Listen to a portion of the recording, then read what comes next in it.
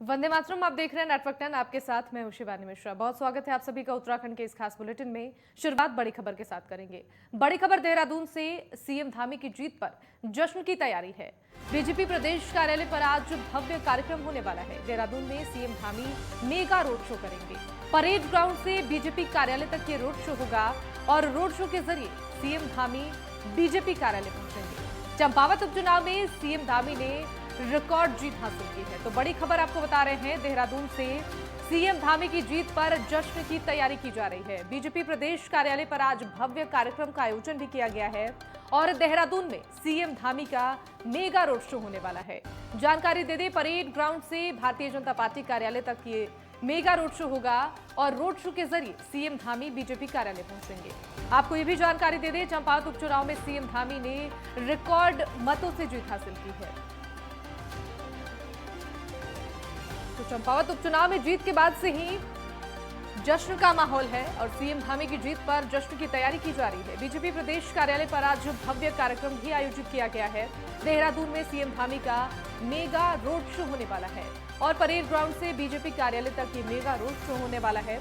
तमाम तैयारियां इसको लेकर पूरी कर ली गई हैं और वहीं भारतीय जनता पार्टी के तमाम जो कार्यकर्ता है वो बेहद उत्साहित नजर आ रहे हैं। जानकारी ये भी दे दें, रोड शो के जरिए सीएम धामी बीजेपी कार्यालय पहुंचेंगे और चंपावत उपचुनाव में सीएम धामी ने रिकॉर्ड मतों से जीत हासिल की है, जिसके बाद से चंपावत में लगातार जश्न का माहौल है।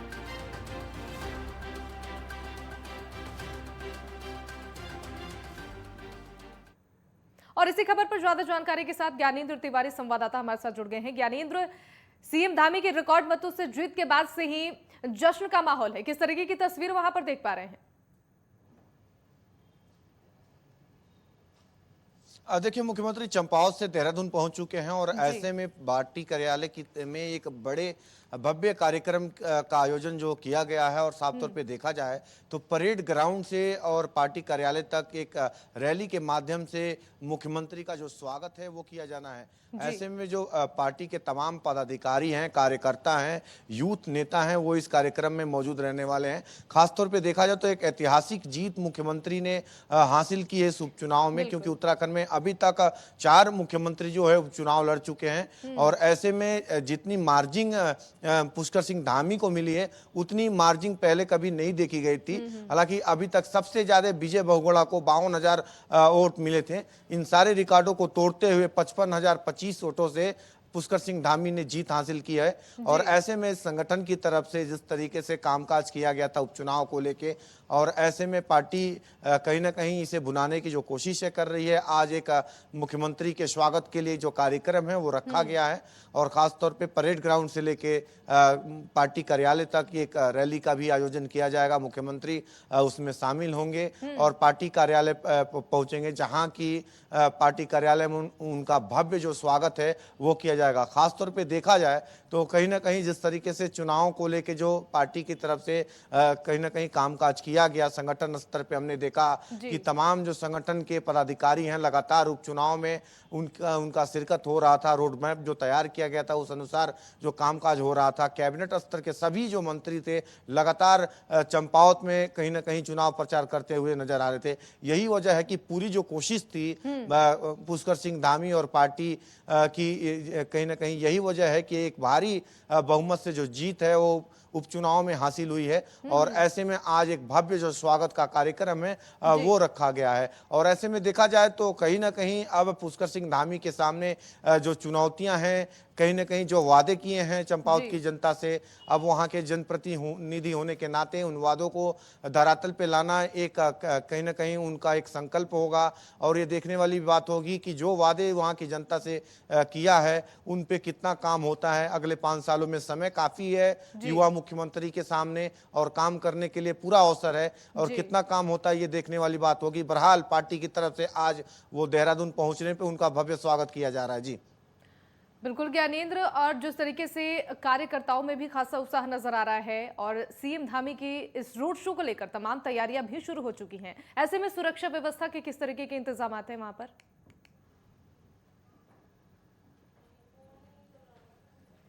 देखिए मुख्यमंत्री का कार्यक्रम है और ऐसे में देखा जाए तो मुख्यमंत्री के कार्यक्रम को लेके चाक चौबंद जो सुरक्षा के लिहाज से पूरी कर ली गई है। खासतौर पे देखा जाए परेड ग्राउंड से और पार्टी कार्यालय तक जो रोड शो निकाला जाएगा, इस दौरान सभी सुरक्षा के मानकों का जो पालन है वो किया जाएगा।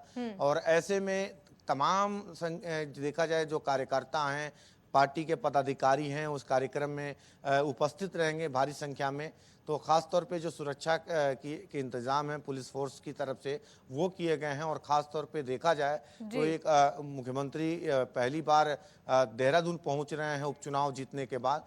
तो इसी बिल्कुल, तो प्रकार लोगों से में भी पूरे खासा उत्साह कार्यक्रम की नजर जो आ रहा है और रूपरेखा साथ वो ही पार्टी सुरक्षा की तरफ व्यवस्था से के भी रखी। इंतजाम पूरे कर लिए गए। बहुत शुक्रिया ज्ञानेंद्र तमाम जानकारी के लिए। आगे बढ़ेंगे, एक और बड़ी खबर। देहरादून में गर्मी ने सारे रिकॉर्ड तोड़े हैं। 41 डिग्री सेल्सियस से ज्यादा पारा पहुंचा है और पिछले 10 साल का रिकॉर्ड टूटा है। लोगों का गर्मी से बुरा हाल है। देहरादून में रिकॉर्ड गर्मी ने अब तक सारे रिकॉर्ड तोड़ दिए हैं। जून के पहले सप्ताह में देहरादून का अधिकतम तापमान 41 डिग्री सेल्सियस को पार कर चुका है, जिसमें पिछले 10 साल का रिकॉर्ड टूटा है। और इस सीजन में दून का अधिकतम तापमान पहली बार 40 डिग्री के पार पहुंचा है। और पिछले लगातार कई दिनों से पारे के 40 के ऊपर जाने से लोगों का गर्मी से बुरा हाल है। और वहीं मौसम विज्ञान केंद्र के निदेशक विक्रम सिंह ने जानकारी दी है कि इस समय नमी नहीं होने और ड्राई हवा के कारण तापमान में लगातार बढ़ोतरी हो रही है। शुष्क हवाएं उत्तर भारत की तरफ बढ़ी हैं और इसका असर तापमान पर देखने को मिल रहा है। उन्होंने ये भी जानकारी दी है कि पूरे सप्ताह इसी तरह की गर्मी का प्रकोप रहेगा और वहीं बीच बीच में 70 किलोमीटर प्रति घंटे की रफ्तार से तेज हवाएं भी चलेंगी। तो देहरादून में गर्मी ने सारे रिकॉर्ड तोड़ लिए हैं और गर्मी की वजह से यहाँ पर लोगों का बुरा हाल हो गया है। 41 डिग्री सेल्सियस से ज्यादा पारा पहुंचा हुआ है और पिछले 10 साल का रिकॉर्ड इस दौरान टूट गया है। देहरादून में रिकॉर्ड गर्मी ने अब तक सारे रिकॉर्ड तोड़ दिए हैं।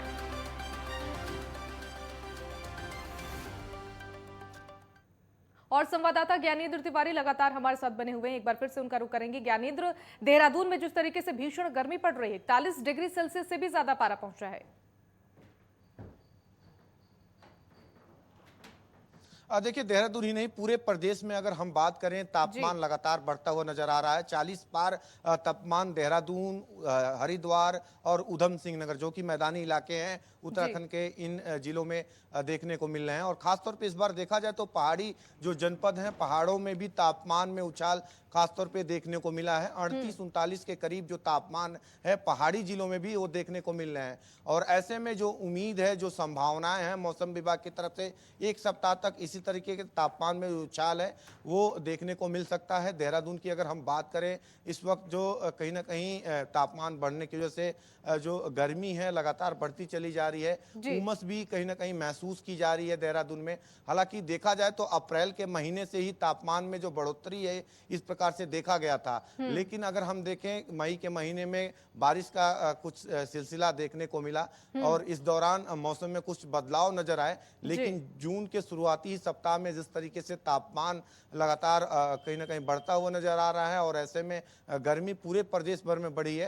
अगर हम देखें पहाड़ी जिलों की अगर बात कर ले, जो चारधाम क्षेत्र है, चमोली, रुद्रप्रयाग और उत्तरकाशी, इन इलाकों में पिछले सप्ताह हमने देखा था बारिश की वजह से किस तरीके से तापमान काफी नीचे आ गया था। और ऐसे में एकाएक जो उछाल है इस सप्ताह देखने को मिला है और तापमान 35-36 के करीब पहुंच रहा है रोजाना। तो ऐसे में कहीं ना कहीं गर्मी का जो असर है वो उत्तराखंड में भी इस बार खासतौर पे देखने को मिल रहा है। और ऐसे में गर्मी से लोगों को परेशानियां हो रही हैं। कहीं ना कहीं देखा जाए तो जो राहगीर हैं, आने जाने वाले लोग, उनको खासी परेशानियों का सामना करना पड़ रहा है। और ऐसे में देखा जाए तो जिस तरीके से गर्मी बढ़ रही है वैसे ही कहीं ना कहीं मौसम विभाग की तरफ से सरकार को एडवाइजरी भी दी गई है, जिसके बाद शासन की तरफ से मौसम के लिहाज से कहीं ना कहीं स्वास्थ्य विभाग की तरफ से पूरे प्रदेश भर के नागरिकों के लिए एडवाइजरी भी जारी की गई है कहीं ना कहीं। और ये जरूरी भी है देखा जाए तो जिस तरीके का मौसम उत्तराखंड के अंदर मौजूदा समय में देखने को मिल रहा है, कई सालों का जो रिकॉर्ड है गर्मी का वो टूटता हुआ नजर आ रहा है। क्योंकि इस बिल्कुल ज्ञानेंद्र, तो जिस तरीके से गर्मी ने इस बार सारे रिकॉर्ड तोड़ दिए हैं, हालांकि लोगों को इस दौरान सचेत रहने के लिए एडवाइजरी भी सरकार की तरफ से जारी की जा रही है। बहुत शुक्रिया आपका तमाम जानकारी के लिए। और वक्त यहाँ पर एक छोटे से ब्रेक का है, फौरन लौटेंगे। ब्रेक के बाद स्वागत है आप सभी का। खबरों में आगे बढ़ेंगे। विधानसभा चुनाव में 2/3 बहुमत हासिल करने के बावजूद मुख्यमंत्री पुष्कर सिंह धामी की खटीमा सीट पर पराजय से दबाव में आई भाजपा और प्रदेश सरकार को उपचुनाव से मिली भारी भरकम जीत ने बड़ी राहत दी है और इस जीत से धामी को अगले साल होने वाले निकाय चुनाव और फिर वर्ष 2024 के आम चुनाव के लिए नई ऊर्जा मिल गई है। प्रेरित करने वाली इस जीत का असर डबल इंजन के बूते मिली और 1 लाख करोड़ से अधिक की विकास परियोजनाओं की गति पर भी इसका असर दिखेगा। जिस तरह के संकेत सीएम धामी ने दिए हैं, उनसे ये लगता है कि मंत्रिमंडल विस्तार और दायित्वों का बंटवारा भी अब जल्द हो सकता है। मार्च में संपन्न विधानसभा चुनाव में भाजपा ने 70 में से 47 सीटें जीतकर 2/3 बहुमत प्राप्त किया और उत्तराखंड के अलग राज्य बनने के बाद ये पहला अवसर रहा जब कोई पार्टी लगातार दूसरी बार सत्ता में आई। लेकिन खुद मुख्यमंत्री धामी खटीमा सीट से चुनाव हार गए और इस हार ने भाजपा की सफलता का स्वाद कुछ फीका जरूर कर दिया। लेकिन केंद्रीय नेतृत्व ने धामी पर ही विश्वास दिखाया और उन्हें एक बार फिर से मुख्यमंत्री का पद सौंप दिया। विधायक बनने के लिए सीएम धामी ने चंपावत से उपचुनाव लड़ा और ऐतिहासिक जीत दर्ज कर नेतृत्व के भरोसे को कायम रखा है। उपचुनाव में मिली इस बड़ी जीत से मुख्यमंत्री पुष्कर सिंह धामी और भाजपा का विश्वास निश्चित रूप से बढ़ेगा। आज भारतीय जनता पार्टी को जिस प्रकार ये ऐतिहासिक जीत हासिल हुई है, उसके पीछे भारतीय जनता पार्टी का अपना बूथ का मेजरमेंट का जो कार्य चलता है, उसके का भी एक बड़ा काम उसके साथ है। साथ ही साथ माननीय मुख्यमंत्री जी को जिस प्रकार चंपावत की जनता ने सराहाया और विकास की दृष्टि से जनता ने मत दिए हैं, उसका एक प्रकार माननीय मुख्यमंत्री जो विश्वास जताकर इस प्रकार भारतीय जनता पार्टी के साथ आज बड़ा बहुत खड़ा है।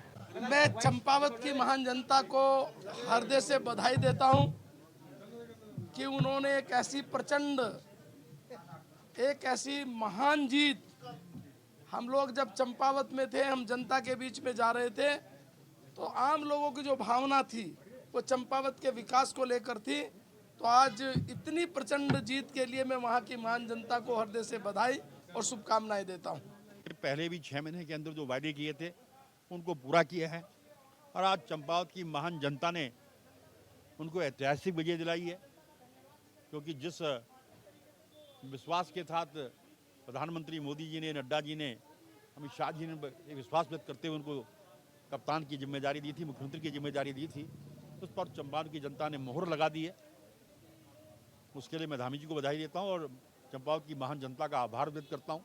देखिए, महिलाओं के हित में हमारी प्रदेश की सरकार, देश की सरकार आदरणीय मोदी जी लगातार काम कर रहे हैं और महिलाएं आज सिर्फ भारतीय जनता पार्टी को चाहती हैं।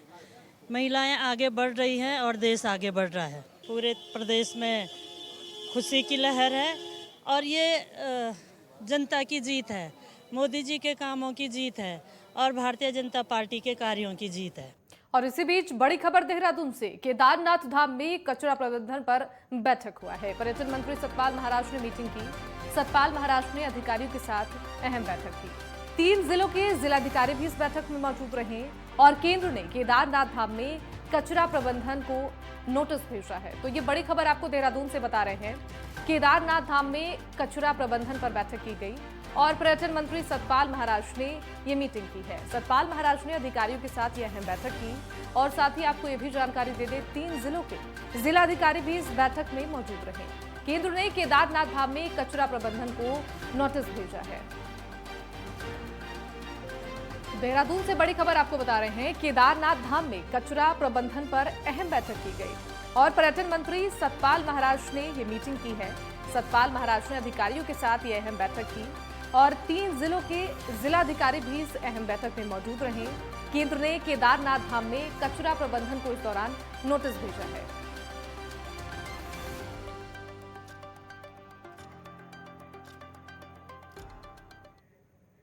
और वहीं उत्तराखंड सरकार का बजट सत्र 14 तारीख से 20 तारीख तक देहरादून में आयोजित किया जा रहा है। सरकार सत्र की तैयारियों को अंतिम रूप देने में लगी है। विधानसभा अध्यक्ष ऋतु खंडूरी भूषण ने कहा कि सत्र को लेकर विधायकों की तरफ से अभी तक 475 प्रश्न लगाए गए हैं और वहीं गैरसैंण में सत्र का आयोजन नहीं होने पर विपक्ष सरकार पर हमलावर नजर आने लगी है। विपक्ष के सवालों के बीच विधानसभा अध्यक्ष ने कहा कि चारधाम यात्रा में प्रशासनिक अमला जुटा हुआ है। यात्रा 2 साल बाद इतने भव्य रूप से नजर आ रही है और ऐसे में गैरसैंण में बजट सत्र कराकर सरकार चारधाम यात्रा को प्रभावित नहीं करना चाहती।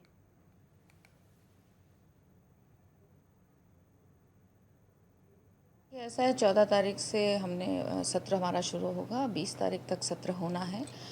तैयारी पूरी है जिस तरह के लिए ताकि हमारा जो सत्र है वो अच्छे से चले, तरीके से चले, अच्छे माहौल में चले। और जहाँ तक प्रश्न का है करीबन 475 प्रश्न ऑलरेडी हमारे पास आ चुके हैं। कारण आप सबको पता है, उत्तराखंड मेरा है, आपका है, हम सबका है।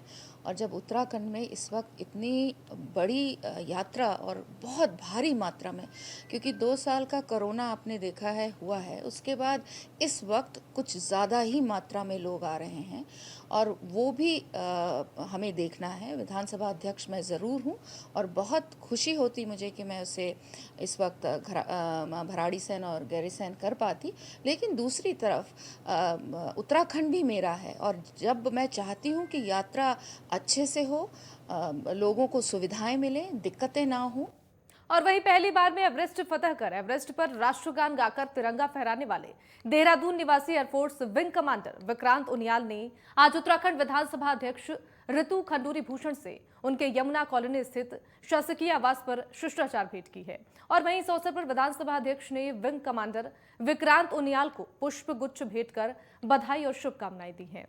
और इस अवसर पर समाज सेवी रविंद्र जुगरान भी मौजूद थे। विधानसभा अध्यक्ष ने कहा कि सोच बड़ी हो और इरादे बुलंद हो तो किसी भी मुकाम को हासिल किया जा सकता है। और साथ ही उन्होंने ये भी कहा कि विक्रांत उनियाल की उपलब्धि उत्तराखंड के लिए गौरव की बात है। विधानसभा अध्यक्ष ने उनकी प्रभावशाली उपलब्धियों की सराहना की और उनके भविष्य के नए अभियानों के लिए शुभकामनाएं दी।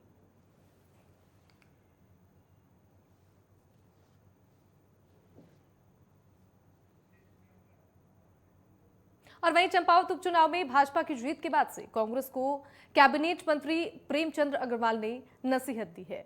प्रेमचंद अग्रवाल ने कहा कि कांग्रेस को अपने शर्मनाक हार पर मंथन करनी चाहिए, लेकिन वो केवल अनर्गल बयानबाजी कर रहे हैं। प्रेमचंद अग्रवाल ने कहा कि महिला को कांग्रेस प्रत्याशी बनाकर अकेला छोड़ दिया गया, कांग्रेस में महिलाओं का अपमान किया गया है।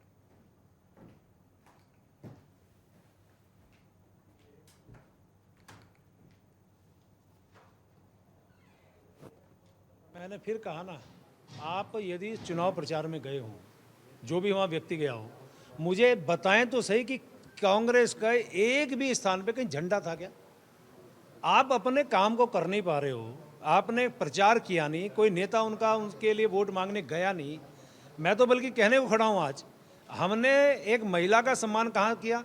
यहाँ अध्यक्ष विधानसभा बना के, राज्यसभा से उनको एक महिला को सम्मान दे के उनको बनाने के रूप में हमने सम्मान दिया, लेकिन कांग्रेस ने महिला का अपमान किया उनको कैंडिडेट बना के। मैं ये आरोप लगा रहा हूँ सीधा सीधा कांग्रेस पे, ये महिलाओं का अपमान है। आप एक महिला को खड़ा करके, महिला को वहाँ पे कांग्रेस का प्रत्याशी बना के आप उनको अकेला छोड़ देते हैं। उनका कोई नेता, कोई पार्टी का वरिष्ठ नेता वहाँ पे क्यों नहीं गया कैंपेन में? और वहीं सोनप्रयाग से आज 8,270 तीर्थयात्रियों का पहला दल केदारनाथ के लिए रवाना हुआ। शुक्रवार को 10,104 पुरुष और 7,018 महिलाओं, साथ ही 262 नौनिहालों सहित 17,384 तीर्थयात्रियों ने बाबा केदारनाथ के दर्शन पूजन किए। और अभी तक 4,84,908 तीर्थयात्री केदारनाथ धाम पहुंच चुके हैं। जून महीने के शुरू होते ही तीर्थयात्रियों के आवागमन में इजाफा होने लगा है।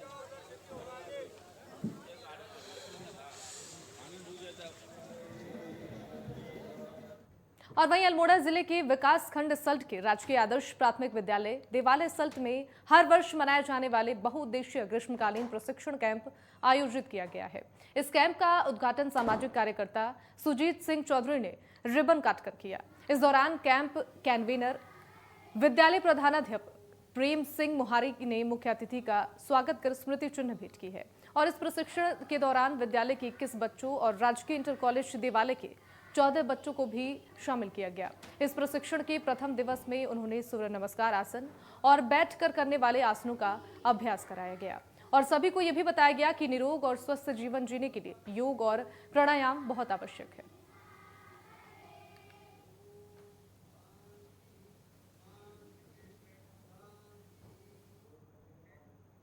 और वहीं पुरानी पेंशन बहाली की मांग को लेकर हरिद्वार से शुरू हुई पेंशन प्रकाश यात्रा का गोपेश्वर पहुंचने पर फूल मालाओं से स्वागत किया गया।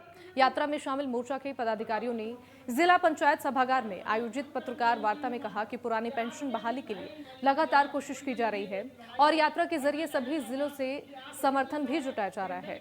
राजकीय शिक्षक संघ के प्रदेश अध्यक्ष ने डिमरी ने कहा कि छत्तीसगढ़, राजस्थान और झारखंड में पुरानी पेंशन लागू कर दी गई है, लेकिन उत्तराखंड सरकार उनकी मांगे पूरी नहीं कर रही है। यात्रा के गोपेश्वर पहुंचने पर आंदोलन को तेज करने का संकल्प लिया गया। राष्ट्रीय पुरानी पेंशन बहाली संयुक्त मोर्चा के प्रांतीय अध्यक्ष मुकेश प्रसाद ने कहा कि पूरे देश में पेंशन को लेकर एक विधान होना चाहिए। सांसद और विधायकों को कई पेंशन मिल रही है, लेकिन 60 साल सेवा करने के बाद कर्मचारियों को पेंशन नहीं दी जा रही है। उन्होंने इसे सामाजिक न्याय में असमानता बताया है।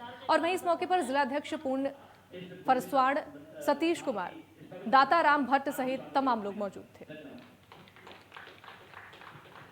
में हम शांतिपूर्ण तरीके से असहयोग करके, आंदोलन करके, धरने करके, यही हमारे पास में एक हथियार है।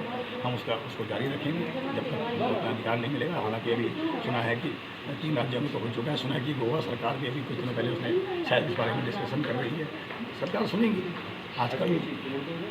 और वहीं पौड़ी के सपलोड़ी गांव के पास भट्टी गांव में 75 वर्षीय महिला को गुलदार ने मौत के घाट उतार दिया था, जिसके बाद वन विभाग की टीम गांव में पहुंची और साथ ही डीएफओ मुकेश कुमार भी घटनास्थल पर पहुंचे, जहां आक्रोशित ग्रामीणों ने डीएफओ मुकेश कुमार के समक्ष विरोध प्रदर्शन करना शुरू कर दिया, जिसके चलते डीएफओ गढ़वाल ने ग्रामीणों को समझाने की कोशिश की, लेकिन आक्रोशित ग्रामीणों ने गुलदार को पिंजरा लगाकर कैद करने के साथ ही आदमखोर घोषित करते हुए शिकारियों की ओर से उसे मारने की मांग उठाई।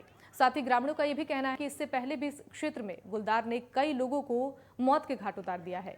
क्षेत्र में गुलदार की तादाद बढ़ने से ग्रामीणों में खतरा बना हुआ है और जिसके बाद वन विभाग की पौड़ी नागदेव रेंज अधिकारी अनिल भट्ट ने कहा कि क्षेत्र में घटनास्थल के नजदीक गुलदार को कैद करने के लिए पिंजरा लगाया जाएगा। इनसे बचाओ, इनको यहाँ से टाइगर प्रोजेक्ट में ले जाएं, ये जहाँ भी ले जाएं। ये जब तक क्या आने जनजीवन जो है भयभीत है, इनसे बाहर निकलना मुश्किल हो रखा है। गाय बच्चों को ले जाना दुर्लभ हो रखा, पैदल चलना तो बहुत ही मुश्किल हो रखा है। मेरा ये जो है समझण थी, तो मुझको भी गाड़ी बुक करके यहाँ डर के मारे गाड़ी लानी पड़ी, तब उससे मैं पैदल नहीं आ सकता हूँ, जबकि यहाँ पे 3-4 किलोमीटर ज़्यादा नहीं। और इससे पहले हम पैदल ही जाते थे, रात बिरता हमारा कोई नहीं था। ये 15 मई को एक घटना सपलोड़ी गांव में हुई थी सबसे पहले, जिसमें बाघ 24 तारीख को पकड़ा गया था वो, और उस बाघ को जिंदा ग्रामीणों द्वारा जला दिया गया था आक्रोश के कारण। इसके बाद 2 जून को कल शाम को करीब 7:30 बजे एक महिला जो भट्टी गांव की रहने वाली थी, वृद्ध महिला थी, वो अपने घर के आंगन में थी, और उन पर भी हमला करके उनको मार दिया गया है। उनका आज जब हम उसी केस के सिलसिले में जब गांव में पहुंचे, वस्तु स्थिति देखी गई, तो वहां ग्रामीणों द्वारा सपलोड़ी की तरह ही प्रतिरोध किया गया। और चलिए इन खबरों के साथ इस बुलेटिन में बस इतना ही। आप देखते रहिए नेटवर्क 10। जय हिंद।